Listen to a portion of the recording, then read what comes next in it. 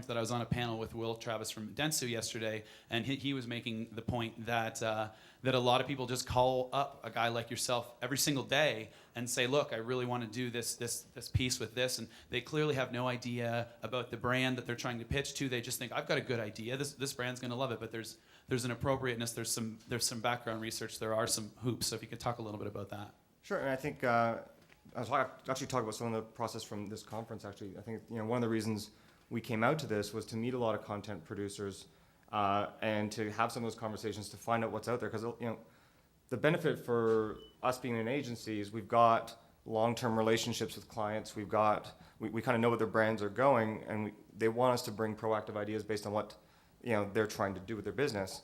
So back to the matchmaking thing, talking to Joshua and Nadia from Bitch and Lifestyle. I mean, as soon as you kind of understand what their idea was, immediately you can start to see certain clients that can fit with that, and then we're going to have conversations saying, okay, how you got a great property, how can we integrate brands into that? And they've already thought through some of the pieces too. They've got the the clickable video that they can link out to. So I think a lot of it's not that mystical of a process. It really does come through relationships and conversations. And I would encourage a lot of the content producers out there to kind of get to know the marketing agencies that are out there, get to know their client lists, take a look at some of the work that's being done to kind of frame up what properties you have that could match with some of the stuff they have, and then get to know the people there, and it really is not any more difficult than that.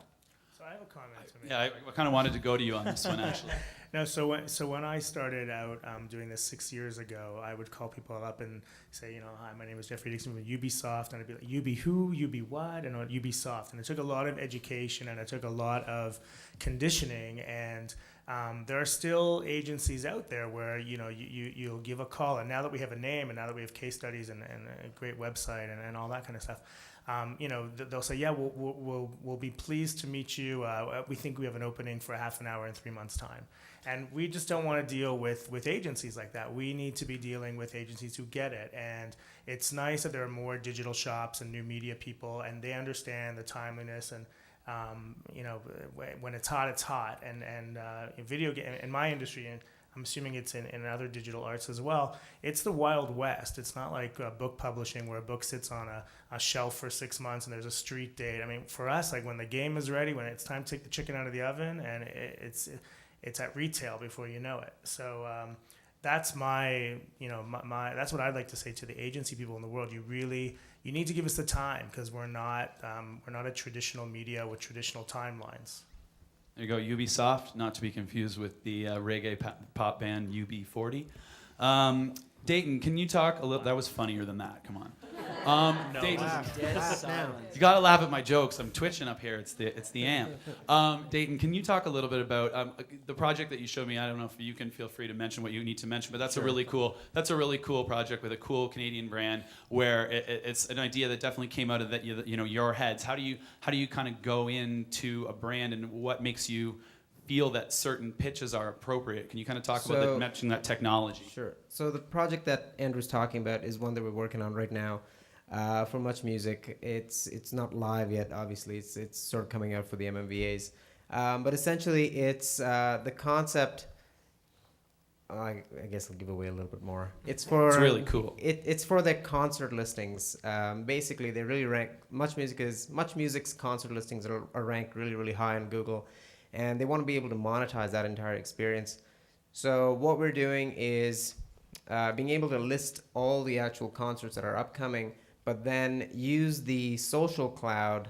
It's not necessarily entertainment, but it's sort of the idea of being able to take a social snapshot of what happens at concerts that are promoted through Much Concerts, and capture the Twitter, Facebook, and YouTube activity during a set period of time, and then visualize that on the actual website and show as a record of things that happened in that concert or during that concert of stuff that actually happened. And that's sort of the idea of, we're not really creating a community for Much Music, but instead we're actually capturing the sort of the essence of what's actually being talked about and being photographed and being videotaped, and collecting all of that through like some really great search APIs that are available through Twitter and YouTube and Flickr, and then bringing that all together and then putting that on their website as a thing of what actually happened. So can you take us Yeah. inside that meeting a little bit, or that, like, did Much Music call you up and be like, hey, we need something awesome to monetize our search No one results? actually calls us up. We call everybody. Yeah. So